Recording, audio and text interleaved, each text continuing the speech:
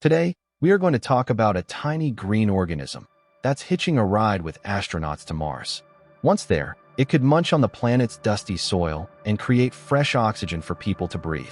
So, what's this incredible organism? It's a cyanobacterium with the tongue-twisting name Chroococcidiopsis. Since that's hard to say, scientists simply call it Chroo. Now, Chroo is no ordinary microbe. It already survives in some of the harshest places on Earth.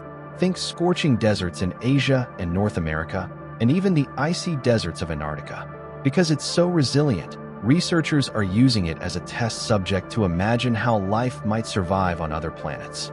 Naturally, the next step was to see how Chroo would handle outer space itself.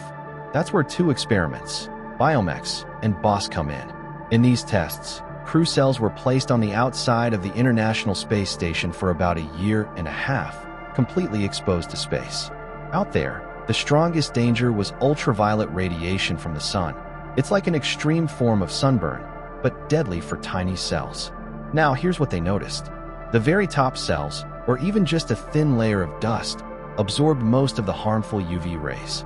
Those top cells often got damaged or died, but in doing so, they shielded the cells underneath. The lower cells stayed safe because the top layer worked like sunglasses or sunscreen for them. So basically, the first layer sacrificed itself, but that sacrifice allowed the rest of the colony to survive. But the story doesn't end with space. On Earth, scientists pushed Chroo even further. They blasted it with nearly 2,400 times the gamma radiation that would kill a human, and it survived. At temperatures as low as -80 degrees Celsius, the microbe entered a glassy, dormant state. And once warmed back up, it returned to life again. These results suggest Chroo could survive not only on space, but also on Mars, and maybe on the frozen moons of Jupiter and Saturn as well. Here's where things get really exciting. Chroo isn't just tough, it's useful. As I said, that this microbe can actually grow on lunar and Martian soil, producing oxygen through photosynthesis using only dust, light, and water. So in simple terms, it can eat Mars dust and breathe out fresh, usable oxygen. Well, when you put it all together, Chroo looks less like a simple microbe and more like a tiny survival machine.